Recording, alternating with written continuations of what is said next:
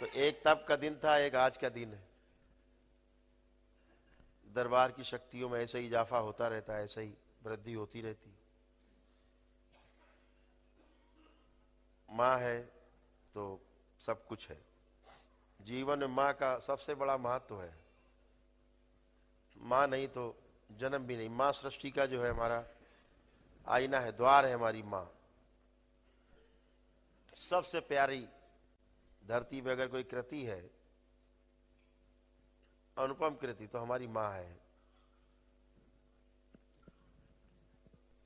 और माँ भी कैसी माँ की आपको तो तमाम समस्याओं से मुक्ति दिलाती है। जिन दैत्यों का वो संहार करती है, उनकी तमाम सखी सहेलियां हैं, माताएं हैं, देवियां हैं, वो जो संहार करती हैं, उनकी भी मुक्ति होती है। वो जो फंसे रहते हैं, गति नहीं होती उनकी, 84 लाख योनियों में फंस जाते हैं, तो उनकी भी गति होने लगती। जैसे खाती है माँ, आगे की ओर जाते हैं, उनको आगे जन्म मिलते हैं। तो ये भी एक प्रकार का माँ का प्यार ही है, जो माँ उनको खा करके और उन्हें आगे का रास्ता देती है, आगे का रास्ता खोलती है। आपकी मुक्ति भी करती है उनसे, और उनको ही मुक्ति देती है। एक प्रकार से मुक्ति है उनके सड़े गले जीवन से। पूर्णिमा का अगर दूसरे शब्दों में अगर कहा जाए तो पूरी माँ, क्या कहा जाएगा? पूरी माँ, पूर्णिमा। तो पूर्णिमा का इसलिए विशेष महत्व है, ये पूर्णिमा नहीं, मेरी नजर में तो वो पूरी माँ है। जहां आप सबके कष्ट और दुख हरती है माँ, उस माँ का महत्व आज के दिन और बढ़ जाता है। और हम लोग पूर्णिमा के दिन इसीलिए दीक्षा का महत्व है कि पूरा पूरा होते हैं। आज के दिन पूरा पूरा प्रभाव रहता है। वीणा के तार बिल्कुल कसे हुए होते हैं, ढीले तार नहीं, पूरे कसे हुए, मधुर संगीत निकलता है। तो आप सभी को बहुत बहुत बधाई और शुभकामनाएं कि आप परम पूजनीय बाबा के संप्रदाय, जो उनके द्वारा बनाया गया श्री राधा रमन शिष्य संप्रदाय में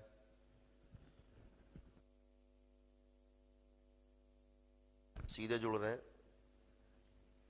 आप सभी को बहुत बधाई।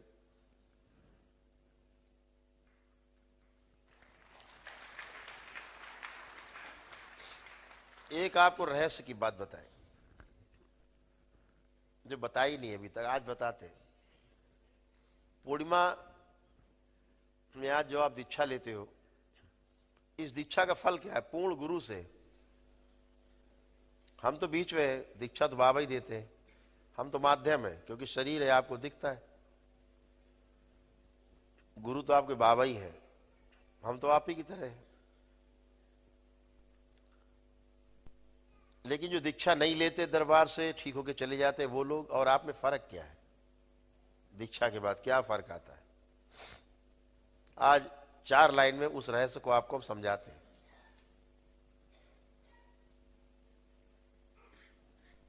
कभी ध्यान तो सुनना, जब हम बोलते हैं, ध्यान दिया अगर आपने होगा, कोई ज्यादा ध्यान देने वाला होगा, तो जब मैं बोलता हूं कि इनके 27 जन्मों के जो कर्म भोग है, कर्म बंधन है, वो निष्क्रिय कर दिए जाए। मैं कभी नष्ट कर दिया जाए इस शब्द का प्रयोग नहीं करता, निष्क्रिय कर दिए जाए आजीवन के लिए। सुना है आपने? मैं कभी नहीं बोलता कि इनके कर्म भोग कर्म बंधन नष्ट कर दिए जाए।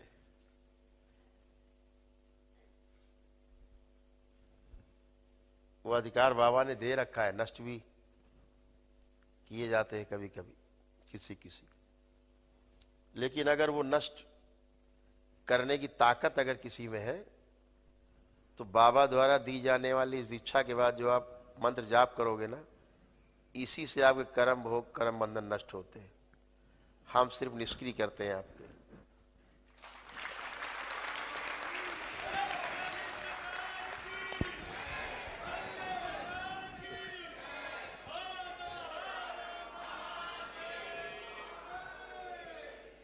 आपकी साधना, आपकी आराधना, आपका जप तप, यही आपके कर्म भोग और कर्म बंधन को नष्ट करता है।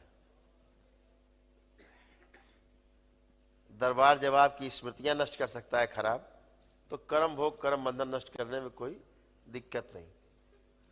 लेकिन कर्म भोग कर्म बंधन जब आप जप करते हो दरबार से दीक्षा लेके, तो अपने आप ही धीरे धीरे धीरे धीरे करके कर्म भोग नष्ट होना शुरू होते हैं। और एक समय ऐसा आता है आपके जप से कि आपके सारे कर्म भोग धीरे धीरे जो गड़बड़ सड़बड़ है सब नष्ट हो जाते हैं। ये फर्क है।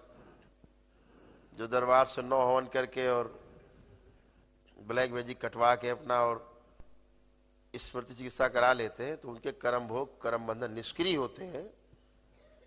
और आपके पास वो हथियार आता है दीक्षा के बाद कि आप अपने कर्म भोग कर्म बंधन को नष्ट कर लेते हैं, खत्म कर लेते हैं, जिनसे आपका भोग खत्म हो जाता है, आपके कष्ट हमेशा हमेशा के लिए खत्म हो जाते हैं। निष्क्रिय में क्या होता है, जो हम करते हैं कभी जब अगला जन्म आपका होगा।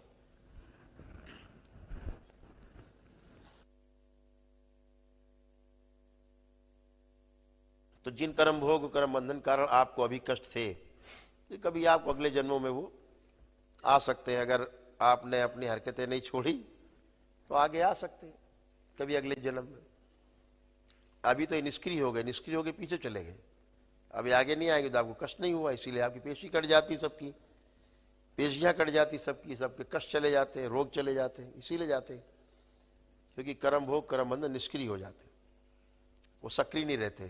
अब वो कभी अगला जन्म होगा कोई, उसमें सक्रिय होंगे। लेकिन गुरु दीक्षा के बाद, एक पूर्ण गुरु से दीक्षा के बाद आपकी साधना से जो बताया जाता है, उससे आपके कर्म भोग कर्म बंधन नष्ट हो जाते हैं।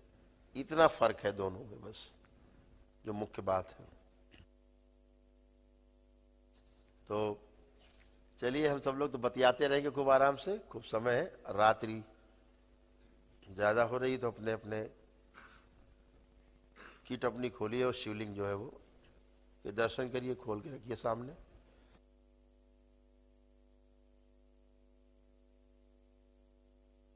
के पास पुष्प पहुंच के पुष्प अगरबत्तियां जला के, अभी सबके पास अगरबत्तियां जल के आएंगी, तो धूप धूप वगैरह के लिए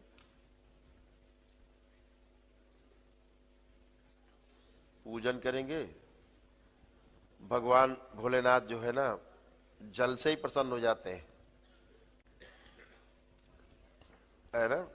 जल, उनके विष को ठंडा करने के लिए जल काफी, जल से ही प्रसन्न है। चंद्रमा से इसीलिए प्रसन्न है ना, वो उनको ठंडक पहुंचाता है, क्योंकि गले में उन्होंने वो जो हलाहल विष धारण कर रखा।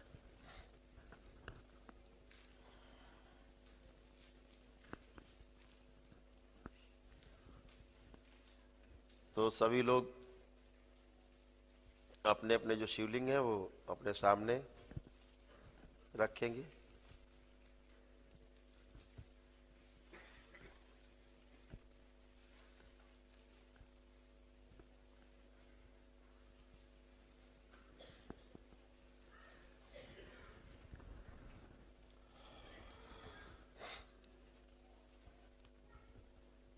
कल जब प्रातः काल आप लोग रहेंगे दीक्षा के,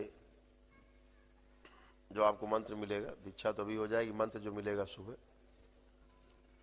तो अपने दोनों माला जो आपके हैं वो लेकर के आपको सुबह आने हैं। एक पहनने वाला है और एक जप का है।